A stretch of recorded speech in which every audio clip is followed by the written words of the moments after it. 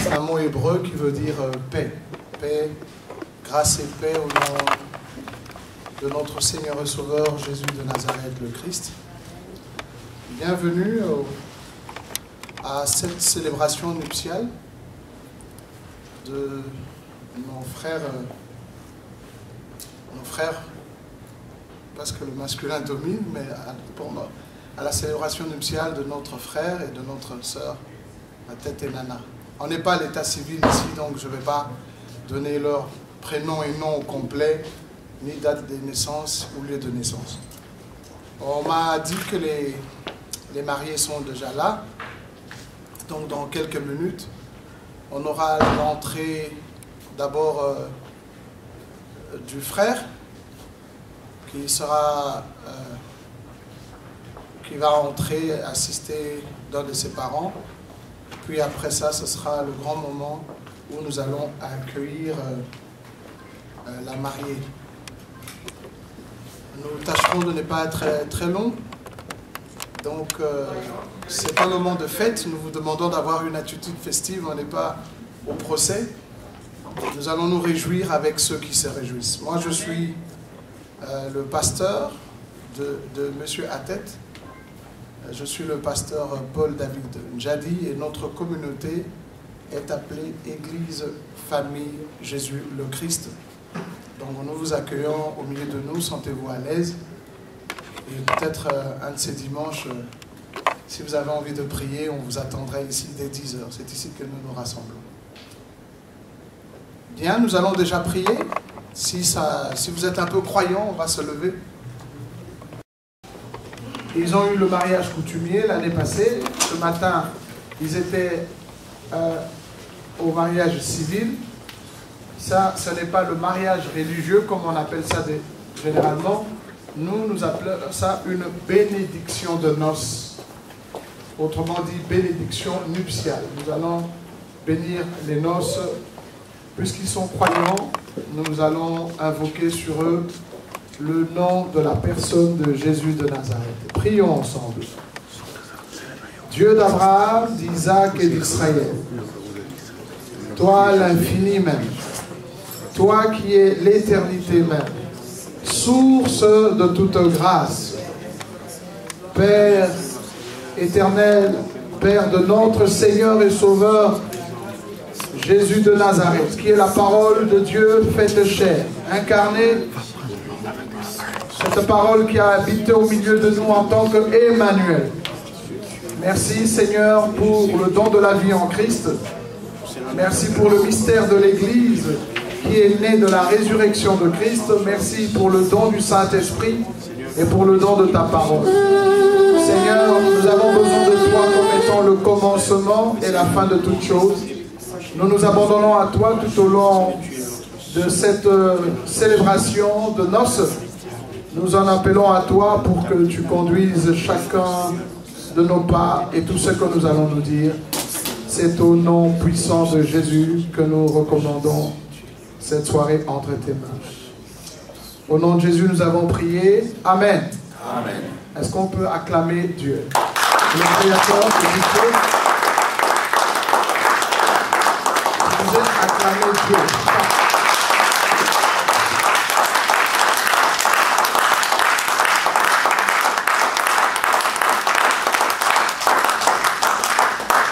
Prenons place. Je ne sais pas si le DJ a un peu de musique pour nous. D'accord. Moi, je vais sortir. Je vais vérifier que les mariés sont en position d'entrée et nous allons procéder à la bénédiction nuptiale. Donc, quelques petits mots. Lorsqu'ils seront entrés, voici le programme. Le marié va venir, va se mettre là, attendre la mariée. Dès que les deux seront entrés, ils vont s'asseoir. Nous allons apporter la parole de Dieu. Et puis, après ça, nous avons coutume d'apporter le corps et le sang de Jésus. Donc la scène, on ne donnera pas à tout le monde, pas à toute l'assemblée, parce qu'on ne sait pas qui est disposé à le faire, mais du moins nous, ici à l'hôtel, les mariés et leurs témoins, et quelques membres de la communauté, si vous êtes pasteur et ça ne vous dérange pas de communier avec nous, on va le faire. Pourquoi on le fait? Parce que tu es au milieu d'eux, et la bénédiction nuptiale est accordée au nom du Seigneur Jésus. Donc on va peut-être balancer un peu de musique et moi votre serviteur va sortir expressement pour s'assurer que nos mariés sont prêts. Alors quand ils vont venir, soyons en fête, hein, s'il vous plaît. Merci.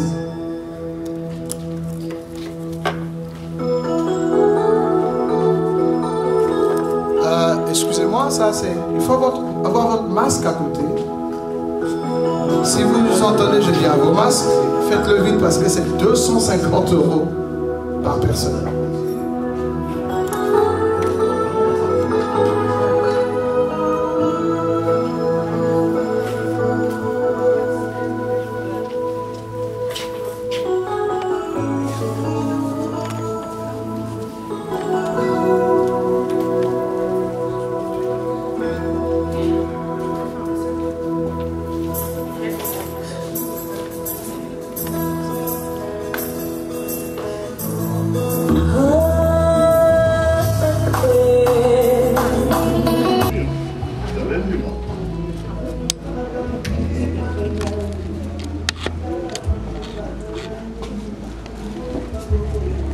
Avec nous, on vous attendait d'être marié. La dame qui sera en robe blanche là. Venez avec elle que vous allez entrer. Vous venez avec Tante Nana, non? Oui. Vous venez après. Regarde, on te filme. On filme ta belle veste.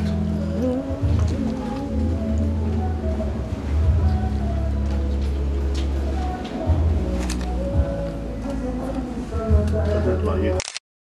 Marié toi. Qui fait entrer la mariée? C'est vous? C'est moi, papa. Vous allez marier jusqu'à la mariée.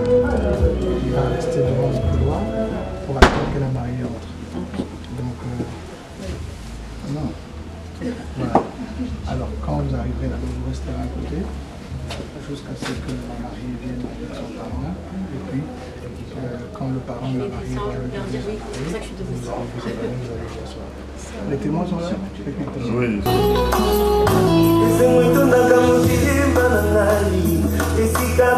basantu basanganye azimoli maboko likolo loza na nzambe wama etondaka motema na ngai esika basantu basanganye bazimoli maboko likolo loza na nzambe wama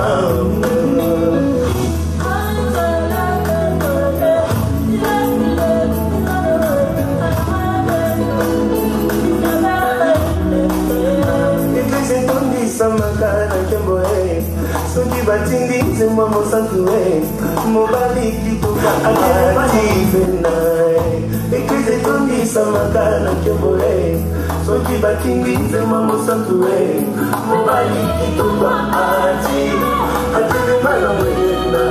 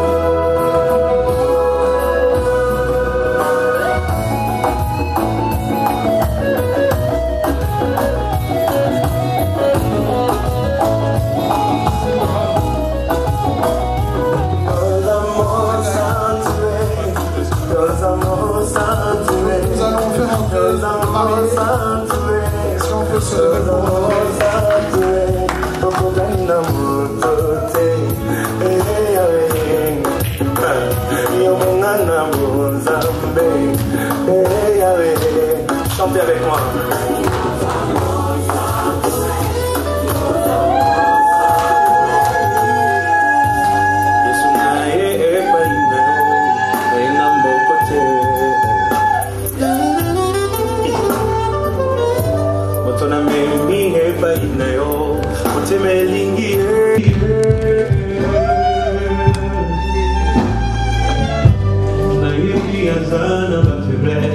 Qui me fait mal au cœur.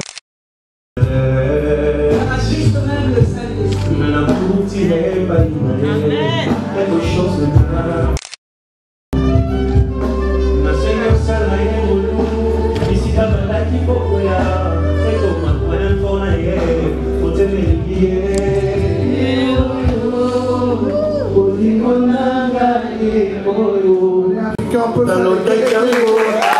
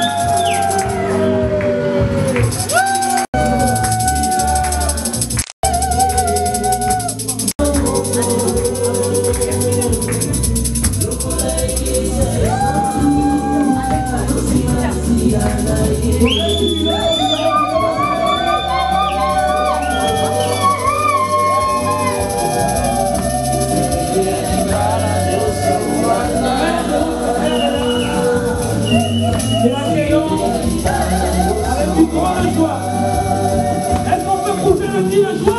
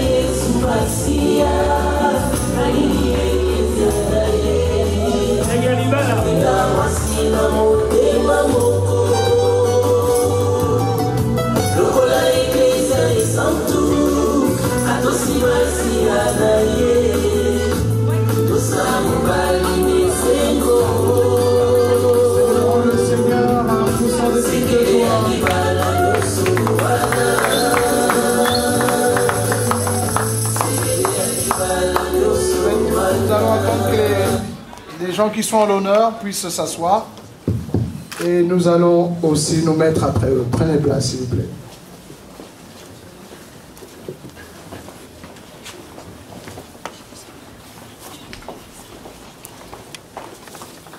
Nous pouvons aussi prendre place.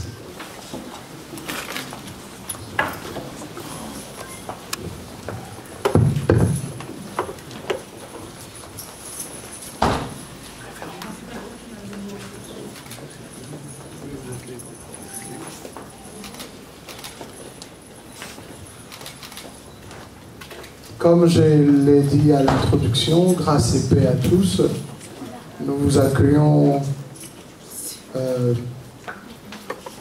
à cette célébration nuptiale, donc à la bénédiction des noces, entre nos frères, notre frère et notre sœur, le frère à tête, comme moi je l'appelle, nous l'appelons à l'église, ainsi que Nana. Alors je rappelais tout à l'heure qu'on n'est pas à l'état civil pour que je donne prénom, nom et date de naissance ici. Ici on est juste à l'église devant le Seigneur.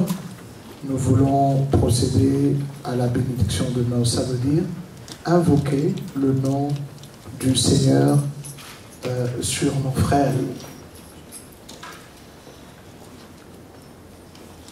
En ce jour de bonheur que nous avons, où nous voulons voir nos frères devant le Seigneur prendre cet engagement qui les conduira à fonder une maison pour élever les enfants selon l'instruction du Seigneur. Je vais prendre pour nous un texte dans l'épître de Paul aux Éphésiens, dans Éphésiens chapitre 5. Je lirai ça à partir du verset 22. Il y a beaucoup de textes dans le livre de la Genèse, bien des choses, mais nous allons simplement donner quelques instructions.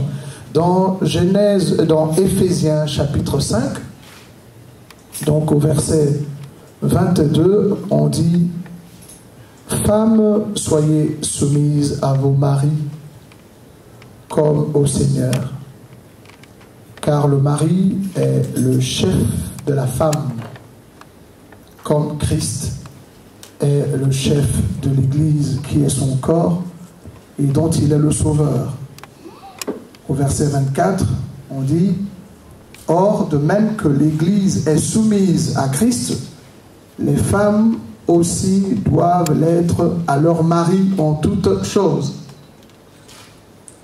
Au verset 25, après avoir parlé de la soumission de la femme, on dira « Marie, aimez vos femmes comme Christ a aimé l'Église et s'est livré lui-même pour elle, afin de la sanctifier par la parole, après l'avoir purifiée par le baptême d'eau, afin de faire paraître devant lui cette Église glorieuse, sans tache, ni ride, ni rien de semblable, mais sainte et irréprochable. C'est ainsi que les maris doivent aimer leur femme comme leur propre corps. Celui qui aime sa femme s'aime lui-même.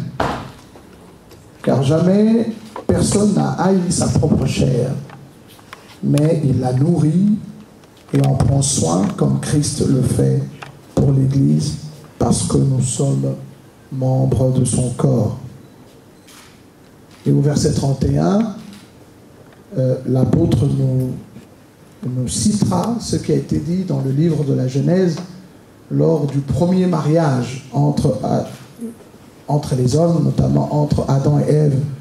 Il mentionnera ce texte des Écritures qui dit « C'est pourquoi l'homme quittera son père et sa mère et s'attachera à sa femme, et les deux deviendront une seule chair. » Verset 32, il dit « Ce mystère est grand, je dis cela par rapport à Christ et à l'Église. » Verset 33, où il termine son chapitre, il dit « Du reste, que chacun de vous aime sa femme comme lui-même, et que la femme respecte son mari. » On demande à l'homme d'aimer sa femme, tandis qu'on demande à la femme de pouvoir respecter son mari. Que le Seigneur bénisse cette parole. Je vais peut-être la commenter un peu. Un jour, j'étais dans un pays, notamment en Suisse, et puis il y avait un couple qui était là, et la femme, comme je la connaissais depuis longtemps, elle vient, elle pleure. J'étais leur visiteur, j'ai fait un tour dans le pays, et j'habitais donc dans leur maison. Et la femme pleure, et elle me dit en secret, elle me dit, il ne faut pas dire à mon mari, mais pasteur, je voulais te dire qu'il a l'habitude de me battre. Bon, j'étais un peu gêné. Je ne voyais pas comment est-ce que j'allais aborder cette question avec l'époux, d'autant plus que la dame m'avait dit de ne pas le lui dire, peut-être qu'il y aurait de la vindication après. Mais bon, j'ai pris le courage et puis j'ai approché monsieur un peu pour dire, mais qu'est-ce qui se passe? Nous, on est des chrétiens. Pourquoi est-ce que tu bats ta femme? Et puis il a rigolé, il dit, mais pasteur, la Bible dit, femmes, soyez soumises. Alors, j'ai compris comment est-ce que lui, il avait compris ce texte. Je lui dis, la Bible n'a pas dit, Marie, soumettez.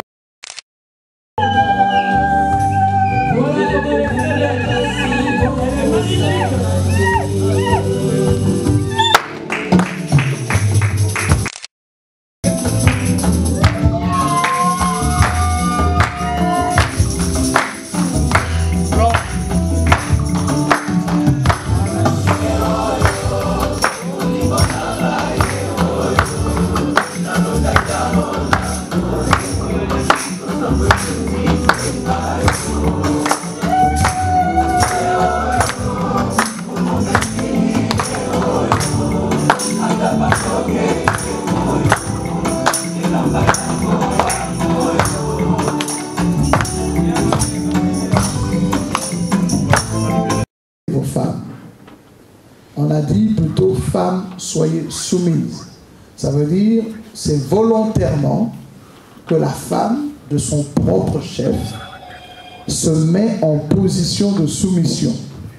On n'a pas dit au mari d'exercer de l'autorité et de la puissance musculaire en tapant sur la femme, en disant que la Bible dit « femme, soyez soumise ». Non, c'est elle-même qui, de son chef, se met en position de soumettre. Elle se met sous son mari. Mais d'où vient la soumission de la femme selon la Bible? C'est l'amour de l'homme. C'est la manière où l'homme aime sa femme qui pousse la femme à se placer en position de servante. Quelqu'un comprend ce que nous venons de dire? Voilà, donc quand la Bible dit « Femmes, soyez soumises », la Bible ne dit pas « Mari, soumettez vos femmes ». La recommandation biblique pour le mari, c'est que le mari doit aimer la femme. Comment est-ce qu'il faut aimer? Je pense que c'est un peu difficile que nous soyons comme Christ au point de mourir pour sa femme. Je crois qu'aucun homme n'accepterait de mourir pour sa femme. Il n'y a qu'un seul homme, le vrai homme, Jésus de Nazareth, si on peut l'acclamer. Et si on peut acclamer Jésus, seul Jésus,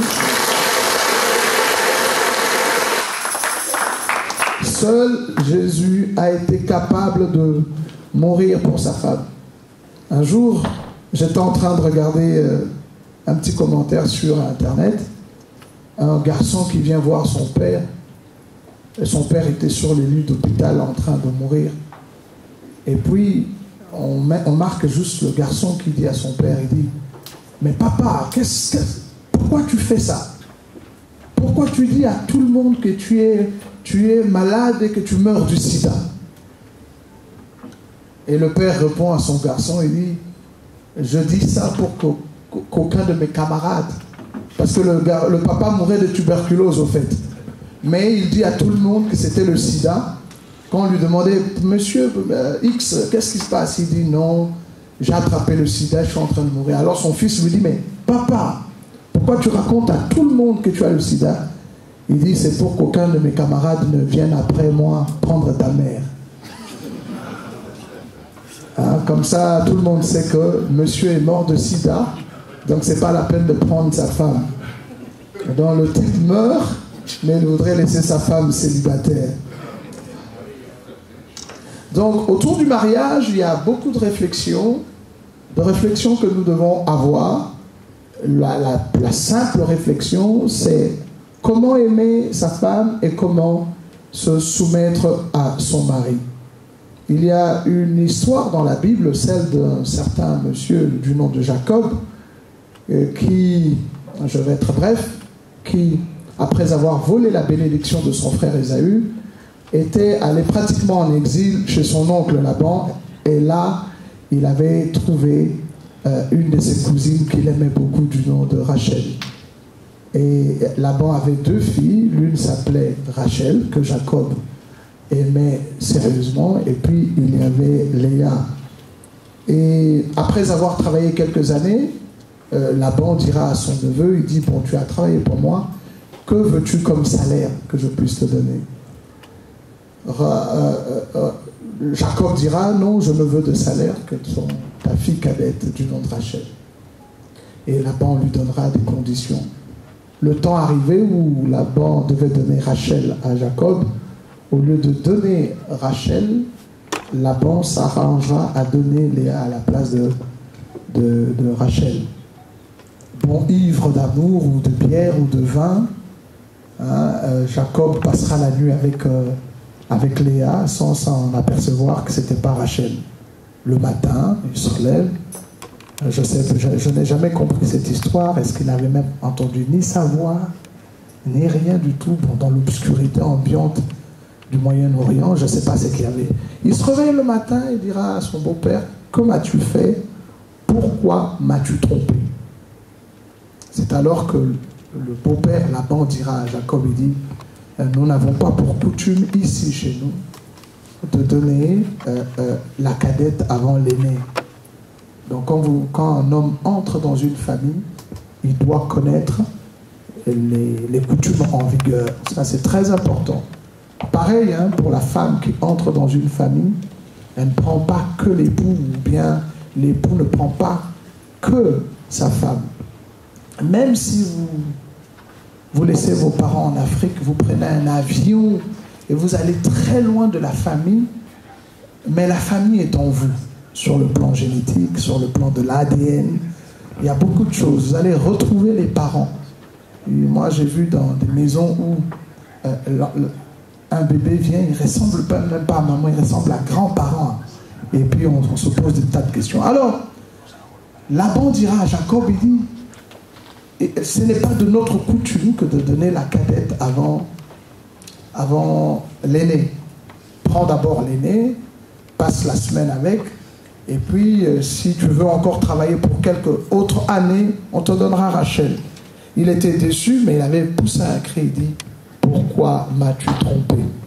Et cette grande phrase, pourquoi m'as-tu trompé, est restée pour moi un écho pour tous les mariages que nous pouvons avoir.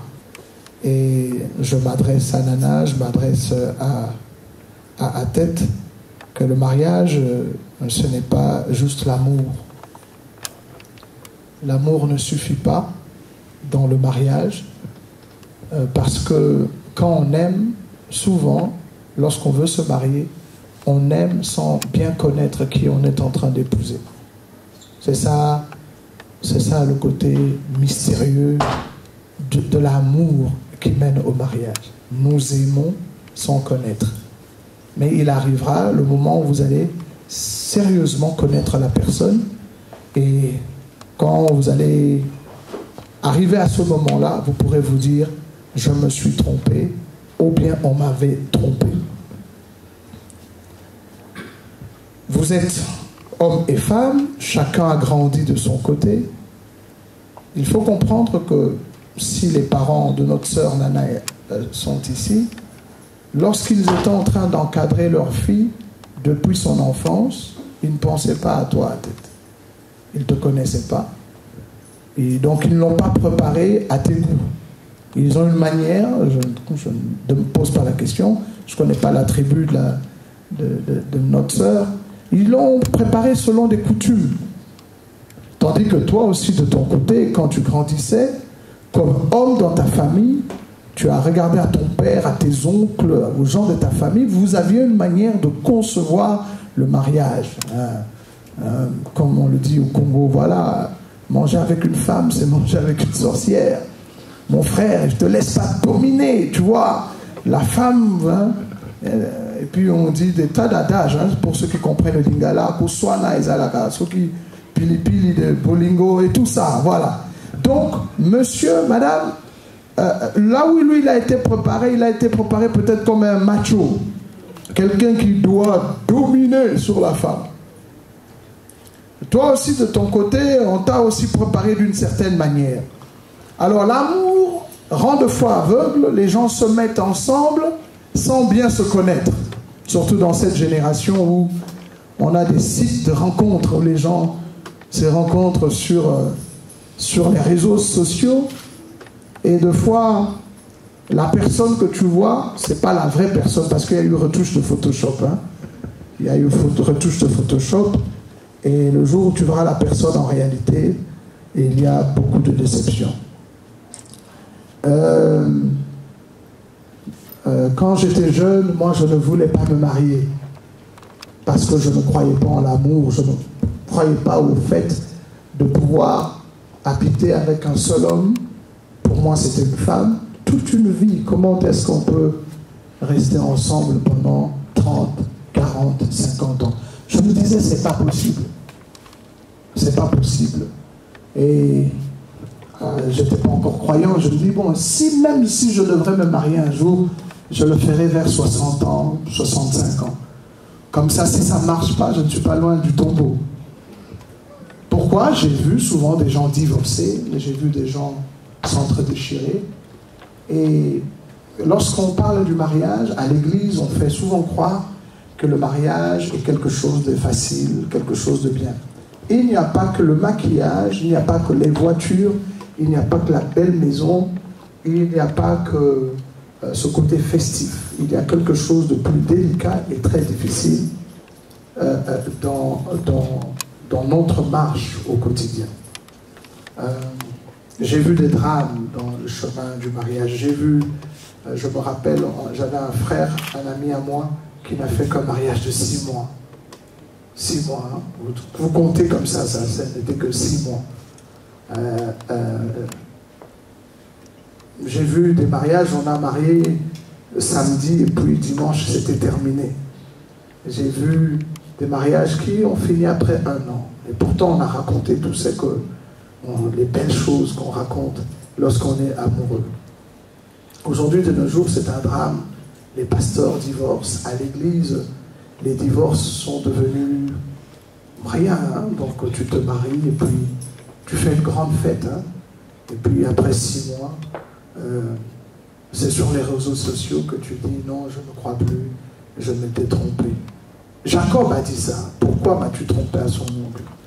Il a dit ça. Même Adam a accusé Dieu après qu'il soit tombé dans le péché. Dieu lui dira, Adam, où es-tu? Il dit, je me cache parce que je suis nu. Et Dieu lui dit, mais qui t'a appris que tu es nu? Aurais-tu mangé de l'arbre interdit? Il dit, c'est la femme que tu as mise à mes côtés. Et pourtant, avant, on lui a donné des animaux. Ça ne lui plaisait pas. Et lorsqu'il a vu Ève, il dit, voici cette fois-ci. Donc, pour dire, Dieu, cette fois-ci, tu as bien fait le travail. Voici cette fois-ci, l'os de mes os et chair de ma chair. Mais lorsque c'était devenu difficile, il a dit, c'est la femme que tu as mise à côté de moi. Il faut se dire la vérité. L'amour humain finit en chemin. L'amour de l'homme ou de la femme. Vous avez beau vous aimer, avec le temps, ça va finir. Quand je vous disais que quand j'étais jeune, j'avais peur du mariage, une fois converti, sentant la pression de la vie, d'autant plus que j'étais serviteur de Dieu, soit j'avais le choix de jamais me marier comme certains serviteurs, comme l'apôtre Paul dans les Écritures, mais j'ai pris un pasteur un jour à tête. On attendait un avion et puis l'avion a près de 4 heures ou 5 heures de retard. Et j'ai vu un pasteur, je lui dis, dis-moi, est-ce que tu aimes ta femme? Et je lui ai demandé combien de temps tu étais marié. Je pense qu'il m'avait dit 16 ans ou 17, je ne sais plus, ça fait longtemps. Il y a plus de 25 ans de cela. Et il me dit, tous les pasteurs me disaient, quand je demandais, pasteur, tu aimes toujours ta femme? Il dit, oui, je l'aime même plus qu'avant. Je l'aime beaucoup plus qu'avant. Et moi, j'étais épaté, je doutais de la chose. Mais c'était le premier pasteur qui me disait la vérité quand je lui ai demandé, est-ce que tu aimes ta femme toujours comme avant le mariage? Parce que je pense qu'avant le mariage, il y a cette passion due à l'inconnu. Hein, vous voyez, quand quelqu'un tu ne connais pas, tu l'apprécies de tout bord. C'était le premier pasteur après que j'en ai demandé à plusieurs qui me dira, ça dépend. Et il me dira la vérité, il dit, l'amour est mutant. L'amour est mutant. Ça veut dire que la femme que tu as aimée change. Elle se transforme parce qu'on était des hommes, on parlait entre hommes. Il dit, ça change. Après, au début, c'est la chair. Au début, ce sont ses yeux. Au début, c'est elle que tu as vue emballée. Vous voyez comment Nana est emballée aujourd'hui, hein? Voilà. Nous, quand vous allez dans les fêtes, vous rencontrez une jeune fille, elle est emballée cheveux, emballée maquillage et tout. Il dit, au début, c'est l'inconnu.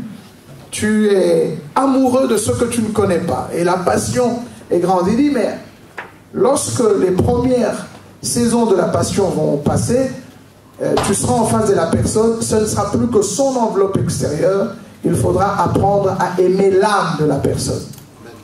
Quelqu'un a compris ça? Amen. Donc l'amour doit être mutant. On peut pas, on n'épouse pas un seul homme et une seule femme toute sa vie. C'est pas la même personne. Vous imaginez, vous avez épousé une jeune fille, par exemple, vous aviez 22 ans et puis elle en avait 18, hein, là où on se marie un peu plus tôt. Elle pesait peut-être 45 kilos. Et puis voilà, une maternité, 2, 3, 4. 10 ans plus tard, vous êtes dans la maison. C'est pas la personne de 45 kilos. Maintenant, la personne en a peut-être 120. Est-ce que c'est la même personne? Vous allez me dire oui. Non, c'est pas la même personne. Donc il faudra vous adapter dans l'amour à être vrai.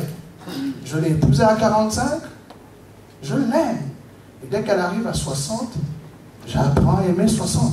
Amen. Vous êtes d'accord avec moi? C'est pas la même personne. Hein? Et puis si elle parvient à 100 ou 120, mon amour quitte 15, à 45 kilos, 60, je me réadapte. C'est vrai ou faux? C'est vrai. Alors les hommes qui refusent ça, ils veulent qu'elle reste à 45 kilos, soit elle lui fait faire beaucoup de régime, où il dit, mais hein? Comme il est discipliné, il veut une autre fille de 45 kilos. Donc, vous voyez, on n'a pas le même amour. Pareil pour l'homme. Il était athlétique, on était au collège ou au lycée, c'était le garçon le plus rapide du corps. Hein? Vous savez, on a toujours des critères d'admiration. Après que tu les nourris, monsieur prend du poids. Et puis, il a l'air du guide Michelin. Qu'est-ce que tu fais? Tu dis, oui, chérie, vous pouvez vous raconter les vieilles histoires, hein? Tu sais quand on était au collège, tu étais le garçon le plus rapide, tu étais ceci. Oui, chérie, toi aussi tu étais. Même maintenant, les réalités du temps nous ont rattrapés. L'amour est mutant. D'accord? Seul Dieu est le même hier, aujourd'hui, éternellement. Mais nous, vous et moi, nous changeons. Il y a une femme qui se promène avec son mari dans la voiture et puis elle dit à son mari, chérie, tu te souviens quand on était fiancés? Quand tu conduisais, moi je mettais toujours ma tête à ton épaule. Il a l'air du guide Michelin. Qu'est-ce que tu fais? Tu dis, oui, chérie. Vous pouvez vous raconter les vieilles histoires, hein? Tu sais quand on était au collège, tu étais le garçon le plus rapide, tu étais ceci. Oui, chérie, toi aussi tu étais. Même maintenant, les réalités du temps nous ont rattrapés. L'amour est... Seul Dieu est le même hier, aujourd'hui, éternellement. Mais nous, vous et moi, nous changeons. Il y a une femme qui se promène avec son mari dans la voiture et puis elle dit à son mari, chérie, tu te souviens quand on était fiancés? Quand tu conduisais, moi je mettais toujours ma tête à ton épaule. Et puis son mari lui dit, mais je suis toujours à la même place de conducteur. Tu es toujours à la même place de passager, pourquoi tu ne le fais pas? Vous voyez? Parce que nous changeons. Si vous n'avez pas appris que votre femme deviendra vieille et que votre mari aussi un jour deviendra vieux, vous resterez un éternel enfant. L'amour est mutant. Donc je t'ai aimé à 20 ans, lorsque tu en auras 40, je dois apprendre à t'aimer. Donc, j'apprends à découvrir une personne. Si vous ne le faites pas, vous allez être dans la maison où chacun regarde à sa tablette ou à son téléphone et puis le mari critique la femme et la femme critique le mari. Pareil pour la nourriture. Hein? La manière où elle a appris à préparer chez elle à la maison, c'est pas comme ça que tu mangeais chez ta maman. Hein? Donc quand elle sera à la maison, vous serez ensemble. Il faut dire, non, moi, j'aime pas ceci comme ça. C'est pas, mais qui t'a appris à faire ça? Toi, on l'a maté. Non. Non, tu dis, chez nous, ma maman faisait ça. Et n'oublie pas que c'est pas ta maman. Voilà, ça c'est très important. Ou bien chez nous, mon papa me giflait. Jamais tu as osé me gifler, même mon père. Même mon père n'a jamais levé ma main sur moi. Ce n'est pas ton père, c'est ton époux. Je n'ai pas dit d'en faire un sac de boxe. Vous voyez? Donc il y a des choses où on s'est dit, pourquoi m'as-tu trompé? Le Seigneur permet toujours un vide quelque part que vous ne vous connaissiez pas à 100%. Même si vous auriez grandi ensemble, il y a quelque chose que tu ne sais pas, tu ne sauras pas d'elle. Ou elle ne saura pas de toi. Hein, quand vous allez être ensemble maintenant, tu vas découvrir que monsieur est plus qu'un moteur d'avion. Tu diras, ah, et tu vois, l'instant, tu n'as pas averti qu'il ronfle. Ou vice-versa, c'est des choses qu'on ne connaît pas. On sait seulement, mais on découvrira les ronflements. Et il y a des gens même qui ne savent pas dormir, qui font des cauchemars la nuit. Madame, peut-être elle fait des mauvais rêves, toi elle donne un coup de pied, non, on ne t'avait pas averti que la nuit elle fait du karaté. Vous voyez toutes ces choses-là, donc l'amour va demander de la patience, tu vas découvrir qui c'est. Il y a beaucoup de choses que vous devrez apprendre. Sinon vous allez dire, pourquoi m'as-tu trompé? L'amour est un chantier qu'il faudrait reconstruire. C'est pour cela que beaucoup de gens ont raté leur ménage parce qu'ils attendaient la femme parfaite ou l'homme parfait. Non, on vient imparfait et puis chacun de nous va compléter. Il y a un vide que l'autre apprendra à compléter. C'est cela le mariage. Alléluia. Vous voyez, la Bible dit, Christ est mort pour nous. Pourquoi est-ce qu'il est mort pour nous? Parce que l'Église était totalement imparfaite. Donc le mari, c'est la responsabilité, c'est la patience. Et c'est de l'amour du mari que la femme apprend la soumission. Nous sommes dans un monde moderne où le mari travaille, la femme travaille, et deux fois, ça devient un problème de compétition, de savoir qui gagne plus. Qui gagne plus, qui fait plus d'apports. Vous êtes fatigué, vous êtes pressé, qu'on vous bénisse, vous partiez. Non, je donne des conseils qu'il faut. Vous allez apprendre à vous connaître. Avant, vous vous admiriez. Mais maintenant, après que les premiers instants soient passés, 1 mois, 2 mois, 3 mois, 4 mois, tu verras madame du vrai côté. Vous savez, moi, un jour, mon pasteur me disait, il dit, si tu aimes une femme, je n'étais pas encore marié, il me donnait des conseils parce qu'il voyait ma fiancée, et puis il faut débarquer chez elle à 6 h du matin et puis réclame qu'elle vienne. Moi j'ai dit oui. Et donc, quand elle dort encore, demande à cette qu'elle sorte qu'on dise que tu es dehors. Parce que quand on a des rencarts et des rendez-vous, tout le monde s'arrange un peu. Demande qu'elle sorte de son lit, qu'elle te voie directement. Tu verras à quoi elle ressemble le matin, parce que c'est ce que tu verras tous les jours. Hein. Si elle a... Vous savez, c'est le jeu de la vie, quoi. Nous tous, on se coiffe un peu. Il y en a quand ils ont dormi, ils ont bavé, les yeux ont gonflé, tout. C'est l'homme.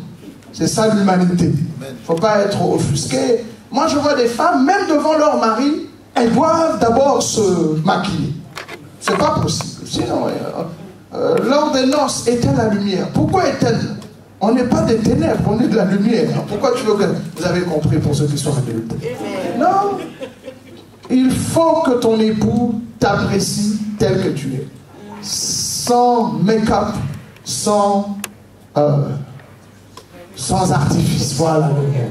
Sans artifice. De nos jours, chez les femmes, on ne sait même plus qu'est-ce qui est vrai. Des ongles aux cils, on ne sait pas. Encore nous, on a moins de problèmes en tant qu'hommes, mais la femme d'aujourd'hui, c'est là que Dieu les avait laissés tout nus. Alors quelqu'un a compris pourquoi? Acclamons le Seigneur. Hein? Adam et Ève étaient tout nus. Il n'y avait rien à cacher. Mais aujourd'hui, Adam et Ève sont tout habillés. Et on ne sait pas ce qui est vrai. C'est après le péché qu'ils ont appris à se cacher. Il est bon quand tu es à la maison, quand il n'y a personne, enlève ta perruque, enlève tes ongles, enlève le faux. Laisse-le te regarder et regretter de t'avoir épousé.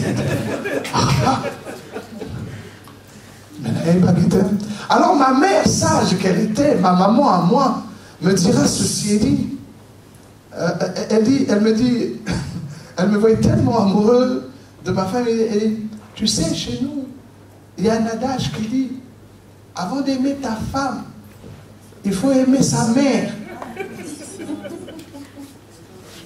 J'avais pas compris, elle dit oui. Et ma maman me dit, tu vas dans leur famille, tu regardes et les tantes paternelles et maternelles, et tu regardes tout le monde. Si tu les aimes, alors épouse-la. Pourquoi elle dit, mais quand elle va vieillir, elle sera comme l'une des tantes. Quelqu'un a compris. Vous connaissez la mécanique des gènes, n'est-ce pas? Donc elle me dit, il faut aimer belle maman d'abord. Tu dois aimer la belle-mère et tu aimes toutes les tantes. Parce que la femme que tu épouses là, quand vous allez avoir le ménage, elle deviendra exactement comme eux. C'était la sagesse d'autrefois, parce qu'eux, ils se mariaient sans make-up. Mais elle dit simplement, la morphologie des parents paternels et maternels, c'est ce qu'elle sera. Si tu aimes, alors épouse-la. C'est la sagesse des anciens. Sans compter les drames qui peuvent venir dans la vie. Il y a des couples qui, après un accident, peut-être là, madame se retrouve jambes coupées, monsieur, et tout. Est-ce que tu continueras à aimer? L'amour est mutant alors. S'il y a un accident demain, il devient aveugle ou bien handicapé. Donc quand nous nous disons je t'aimerai toujours, il ne faut pas mentir.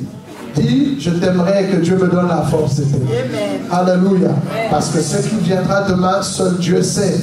D'où la Bible dit, celui qui trouve une femme trouve le bonheur.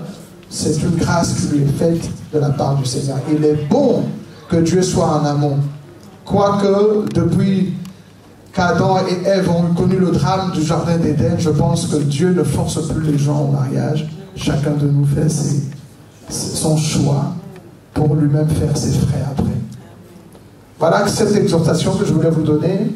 Jacob a dit, pourquoi m'as-tu trompé? Ce n'est pas une erreur. Vous avez fait le choix.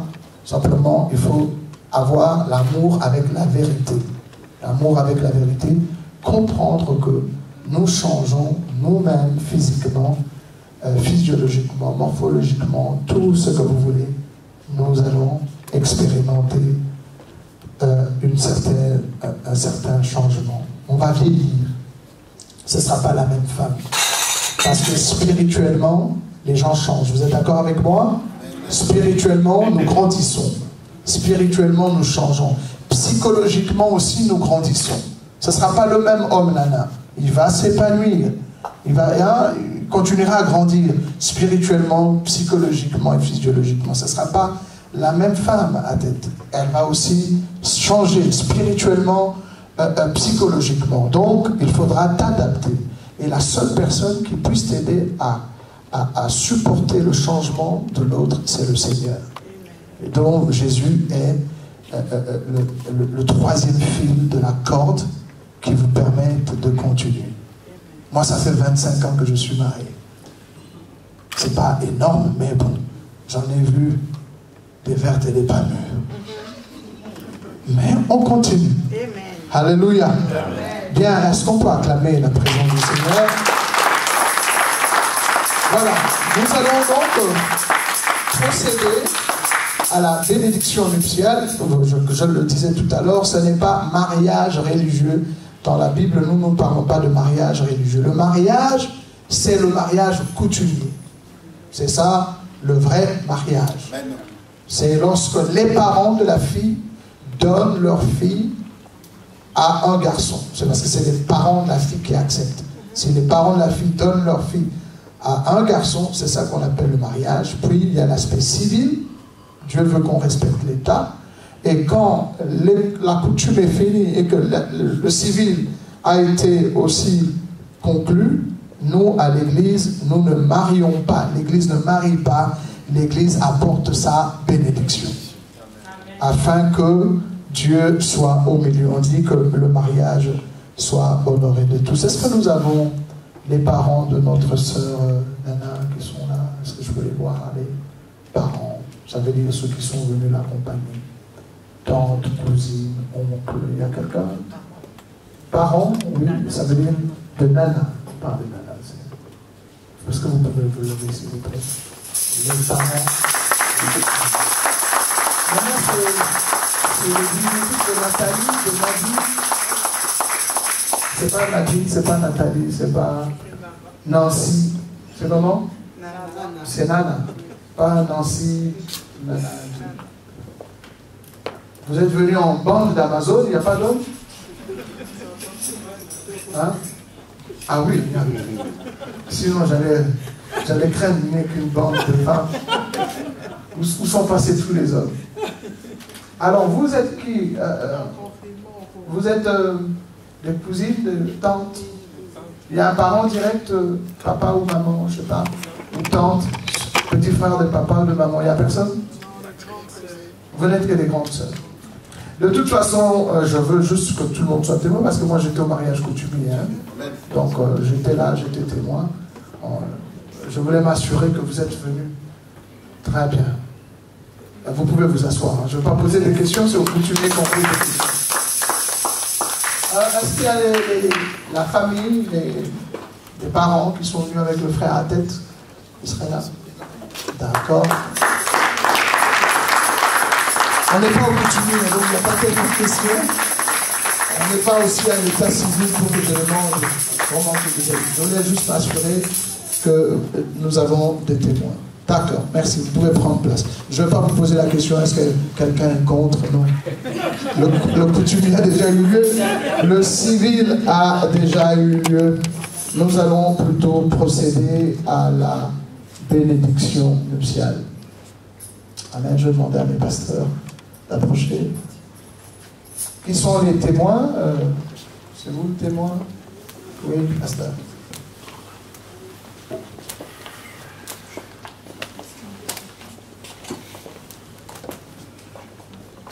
D'accord. Est-ce que vous avez apporté les anneaux? Oui. Vous avez les anneaux. On peut avoir un petit fond de musique. Qu'est-ce que vous avez à donner des coups de pied dans le public? Une musique instrumentale. Chrétienne, mais instrumentale. On est à l'église. Je peux voir ça? Merci.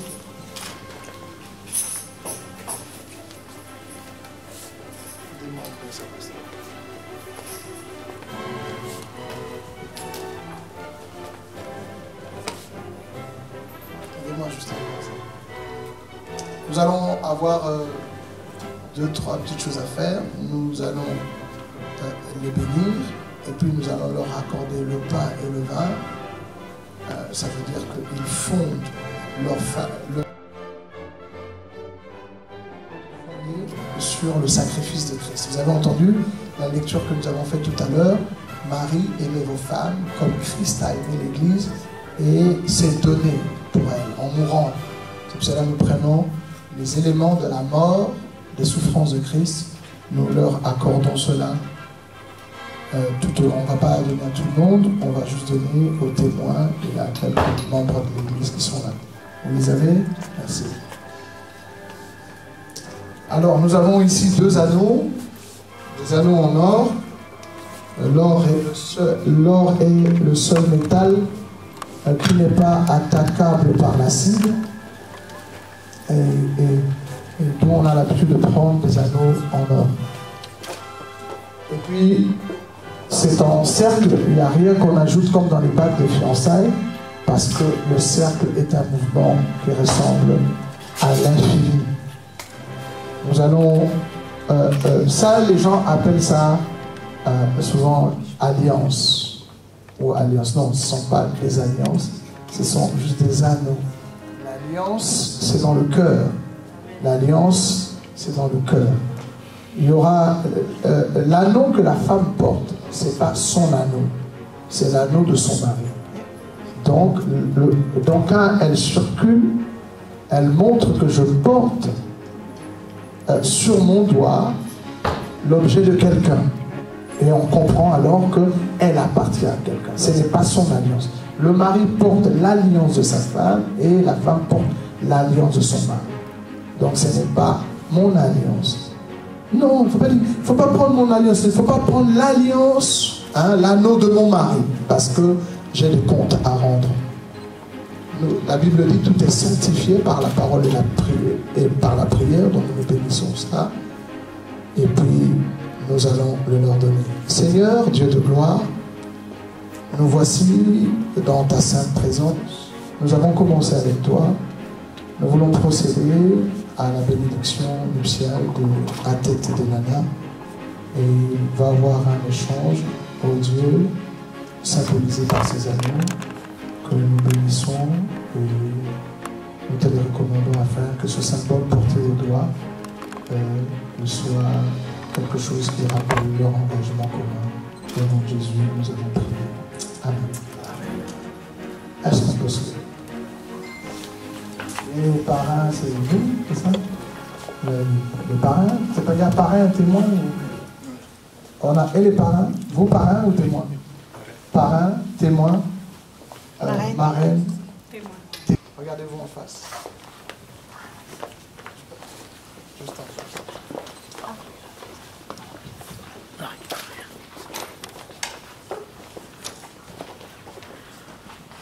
Donc, qu'est-ce que nous allons faire? La première des choses, il faut enlever le voile. Attends, je vais te le dire. Et puis vérifier qui est derrière le voile. Parce que peut-être qu'elle a une sosie ou bien une jumelle il faut d'abord vérifier. On veut voir que ce soit comme Jacob qui dira après, pourquoi m'as-tu trompé? Donc tu peux enlever le voile et vérifier que c'est réellement elle et ma...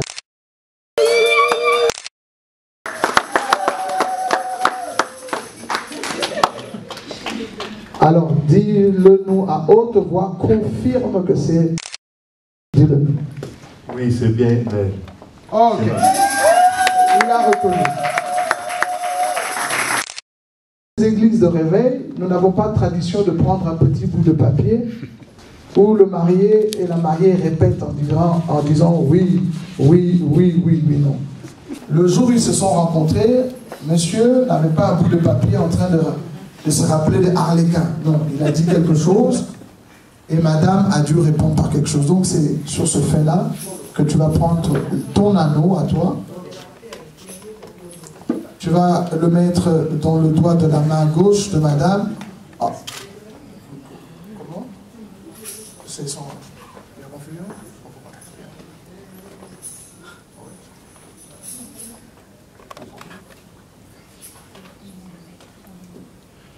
Ça c'est le tien.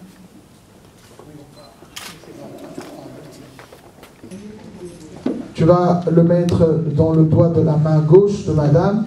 Oh. Comment? C'est son... Il y a confusion?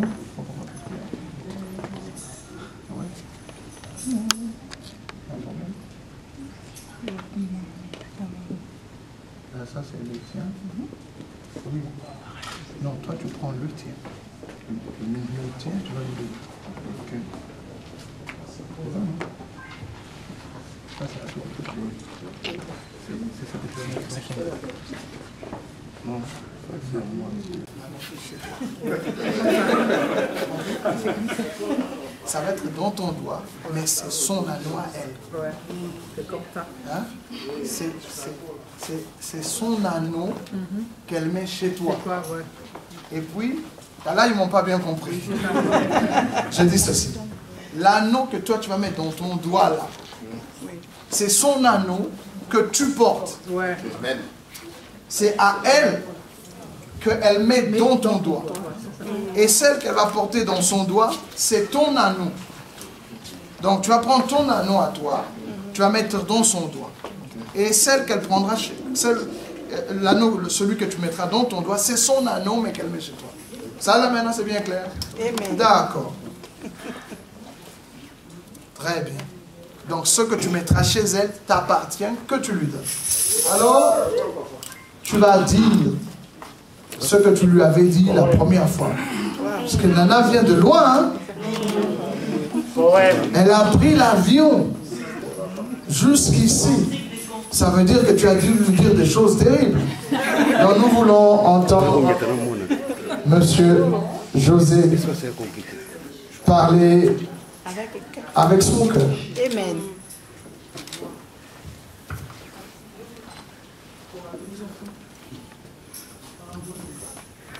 Mais l'anneau progressivement étudie. Tout le monde est témoin. Je te fais porter cet anneau. Nana, ma belle. Je te fais porter cet anneau, signe de notre amour, jusqu'à ce que, amour, je t'aime et je t'aimerai toujours. Jusqu'à la mort nous sépare. Je t'aime beaucoup. Nous acclamons. Et merci beaucoup.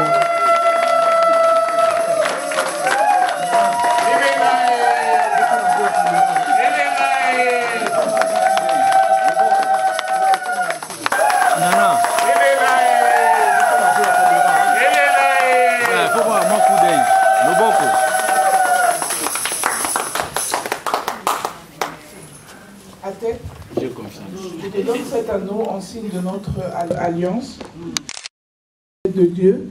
Je promets d'être fidèle et soumise jusqu'à ce que la mort nous sépare. Amen. Les acclamons avec joie, les encourageons avec les acclamations.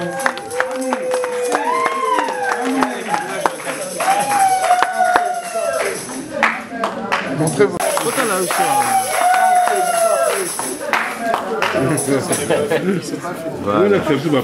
Voilà. D'accord.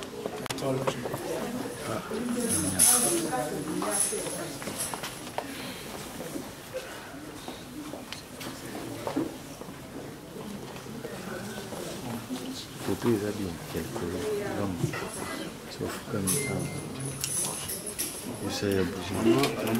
C'est bon. J'ai quelques pasteurs mariés ici, peut-être dans la salle. Si j'ai des pasteurs, vous pouvez venir vous joindre à nous.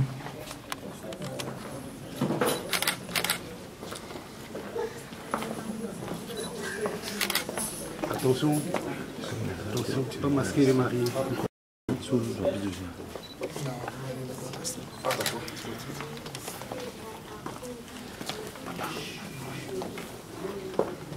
Parrain.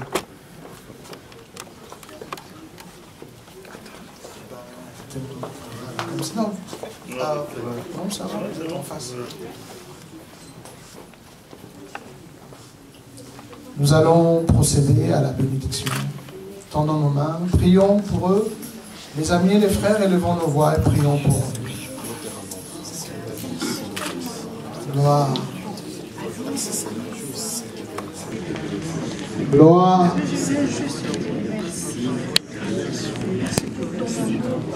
Tout vient de toi, toi qui es la fille. Tout vient de toi, toi qui es l'éternité. Tu l'as permis, Seigneur. Et nous te sommes reconnaissants.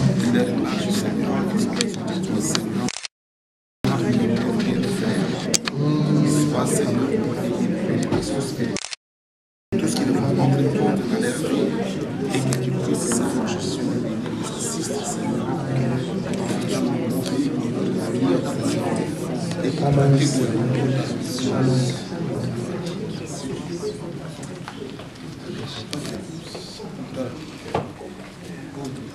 Dieu de toute gloire. Amen.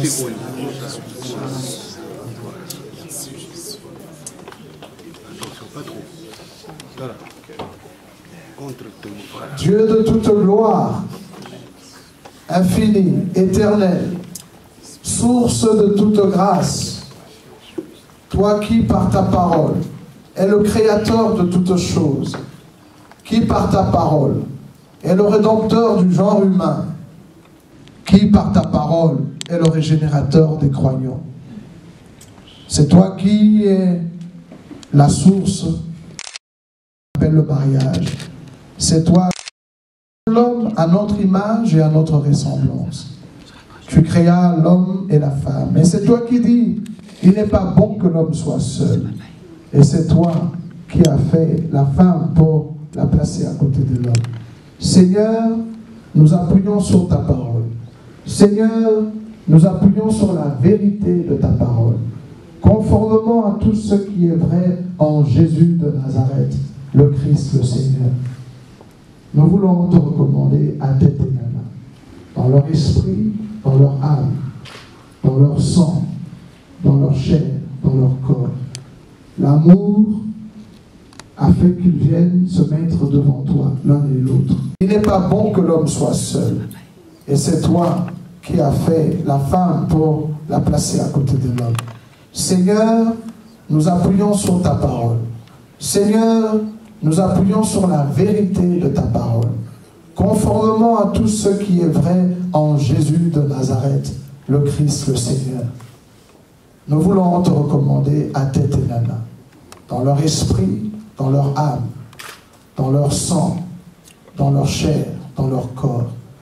L'amour a fait qu'ils viennent se mettre devant toi, l'un et l'autre, demandant au Dieu que tu puisses bénir leur union.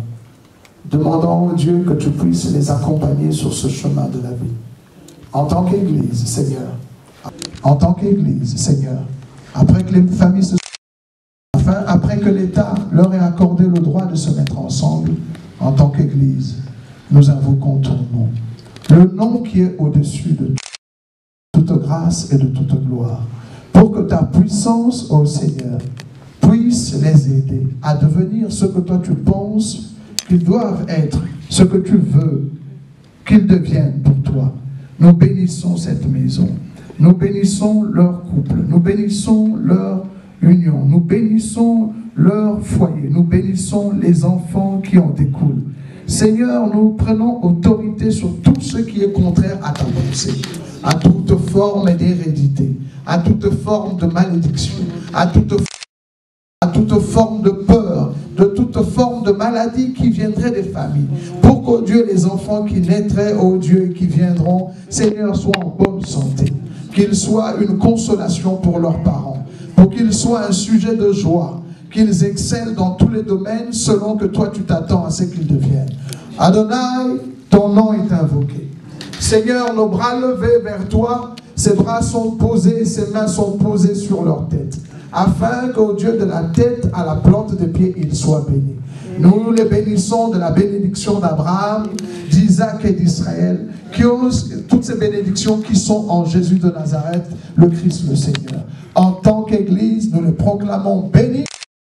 Tes ailes, tu les gardes contre toutes les attaques de l'ennemi. La Bible dit, si l'Éternel le bâtit, celui qui le fait en vain. Mais Seigneur, nous avons invoqué ton nom pour que tu sois l'alpha et l'oméga, le commencement et la fin, que ce soit toi qui bâtisses cette maison. Merci Seigneur, elle est bâtie sur le roc de ton nom, elle est bâtie sur le roc de ta personne, elle est bâtie sur tout ce que tu es, par la puissance de la résurrection. Au nom de Jésus, soyez bénis. Amen. Amen. Que les familles se soient mises d'accord, afin, après que l'État leur ait accordé le droit de se mettre ensemble, en tant qu'Église, nous invoquons ton nom. Le nom qui est au-dessus de tout nom. Le nom de toute grâce et de toute gloire. Pour que ta puissance, ô Seigneur, puisse les aider à devenir ce que toi tu penses qu'ils doivent être, ce que tu veux qu'ils deviennent pour toi. Nous bénissons cette maison. Nous bénissons leur couple. Nous bénissons leur union. Nous bénissons leur foyer. Nous bénissons les enfants qui en découlent. Seigneur, nous prenons autorité sur tout ce qui est contraire à ta pensée, à toute forme d'hérédité, à toute forme de malédiction, à toute forme de contradiction, à toute forme de peur, de toute forme de maladie qui viendrait des familles. Pour qu'au Dieu, les enfants qui naîtraient, ô Dieu, et qui viendront, Seigneur, soient en bonne santé. Qu'ils soient une consolation pour leurs parents, pour qu'ils soient un sujet de joie, qu'ils excellent dans tous les domaines selon que toi tu t'attends à ce qu'ils deviennent. Adonai, ton nom est invoqué. Seigneur, nos bras levés vers toi, ses bras sont posés, ses mains sont posées sur leur tête, afin qu'au Dieu de la tête à la plante des pieds, il soit béni. Nous les bénissons de la bénédiction d'Abraham, d'Isaac et d'Israël, qui ont toutes ces bénédictions qui sont en Jésus de Nazareth, le Christ le Seigneur. En tant qu'Église, nous les proclamons bénis. Seigneur, à l'ombre de tes ailes, tu les gardes contre toutes les attaques de l'ennemi. La Bible dit, si l'Éternel le bâtit, celui qui le fait en vain. Mais Seigneur, nous avons invoqué ton nom pour que tu sois l'alpha et l'oméga, le commencement et la fin, que ce soit toi qui bâtisses cette maison. Merci Seigneur, elle est bâtie sur le roc de ton nom, elle est bâtie sur le roc de ta personne, elle est bâtie sur tout ce que tu es, par la puissance de la résurrection. Au nom de Jésus, soyez bénis. Amen. Amen. Nous acclamons le Seigneur, nous acclamons, nous encourageons le marié par les acclamations.